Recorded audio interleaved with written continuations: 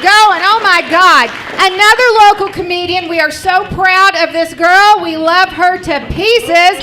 Ladies and gentlemen, Alison Rose. Come on up, Alison. Thanks, Lori. Hi, guys. There's a lot of you here.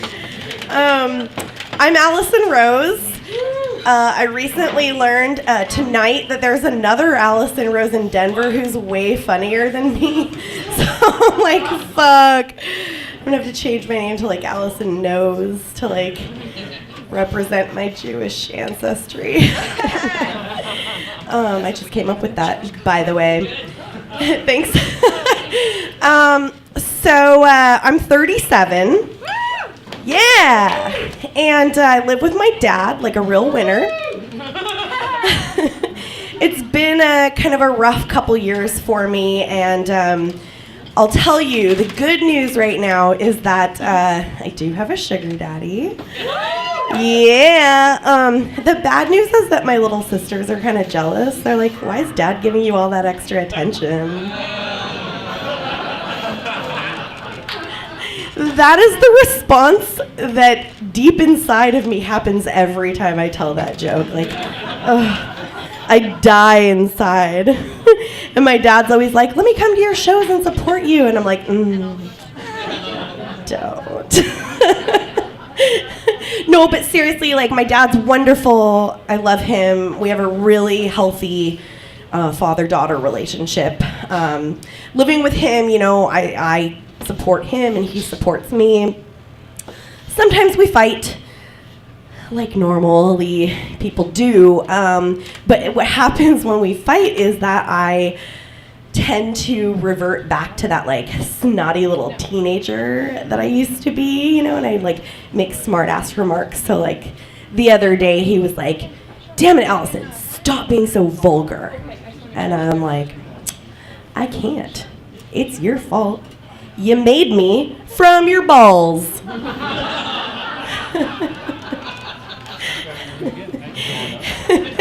And then just this morning, he was like, Allison, I really need you to stop falling asleep to murder shows. I hear choking and screaming, and it's weird, and it keeps me up all night. And I was like, haha, Dad, joke's on you. I'm falling asleep to porn every night. Oh, my poor dad. I had a friend come over the other day, and she was observing me and my dad's interactions. She was like, you guys are like a married couple, like an elderly married couple that's been together for like 70 years. And I was like, nuh-uh, shut up. And like just at the moment that I said nuh-uh, my dad comes storming into the room and he's like, Allison, I told you bar bingo started at 5, not 6. I was like, God damn it. And true story, that very night, Dad and I did go to bar bingo. It was Wednesday night at the garage, and I don't know if you know, but Wednesday night at the garage, we didn't know until we showed up, is sex toy bingo night. So we got there, there's a giant dildo in the middle of the room, and we look at each other, we're like, he's like, should we go? And I was like, I mean, I could kind of use a new vibrator. And my poor dad's like, God damn it, Allison. I want to make a little shout out because I had a couple of coworkers and a big time boss show up for my work right now, which makes me extra nervous. Who knows if I'll have a job on Monday? I don't know. But I work at Silver City Brewery, and it's amazing. And I've only been there for 3 months, and I just got Employee of the Month this month. I know. And I mean, I love the job, but clearly it made me question the sanity of the leadership.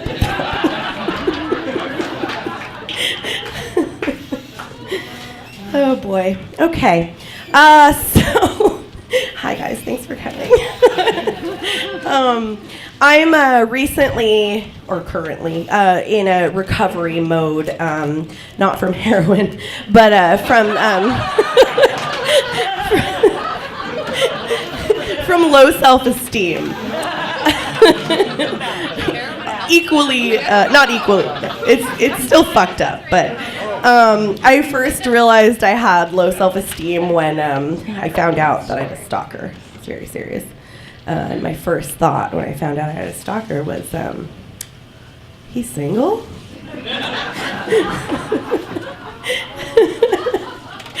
My girlfriend sat me down and she was like, dude, you were dating weirdos. Like, we need to talk about some criteria. And I was like, all right, what you got? And she's like, all right, let's start with the basics. Like, must have car.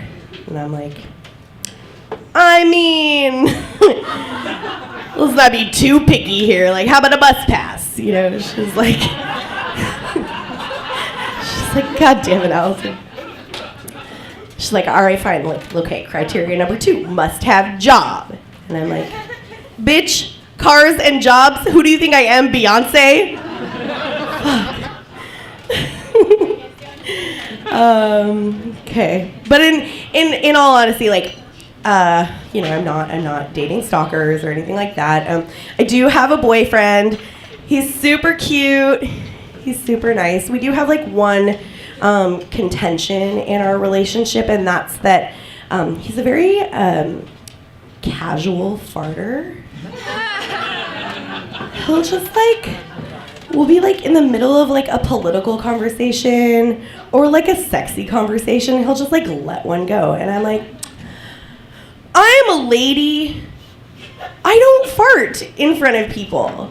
I mean, like, maybe I'll fart if like it's gonna like result in laughter. Like, I definitely farted at my grandma's funeral.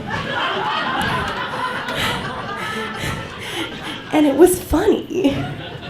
I will also fart if I'm in grave danger, running for my life. I am not going to concentrate on holding in a fart. I'm going to concentrate on survival.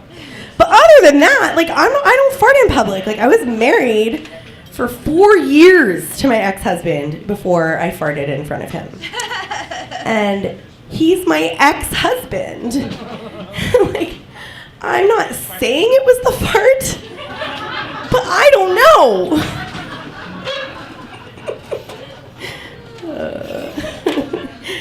I'm going to end on another living with dad story. Before I was dating my boyfriend, I was single. And the hardest part about being a 37-year-old single lady was living with my dad and having a curfew. Yes, I had a curfew. And the hardest part about having a curfew was figuring out how to fit in, like, the dating and the banging by 11:30. Like, as you know, I wasn't dating winners, you know? So it's not like my ideal date, like, you know, maybe he, like, picks me up in his Dodge Stratus and takes me out to dinner, and then, you know, he's like, oh, surprise, I got us a hotel room, and then we tenderly bang for hours, and then he drives me home, and I'm home by curfew. But, no, it didn't really happen like that. It was more like, I'd go up and pay his bar tab. And then we'd walk outside and he'd, you know, look into my eyes and he'd be like, what's up, girl? That dumpster looks pretty sturdy. You want to bend over? And of course, I'd be like, yeah. And then I would, and then we'd tenderly bang over the dumpster. And afterwards, I'd be like, God damn it, Alison, what is wrong with you? Why does dumpster sex make you come so hard? Thanks, you guys. I'm Alison Rose. Alison knows.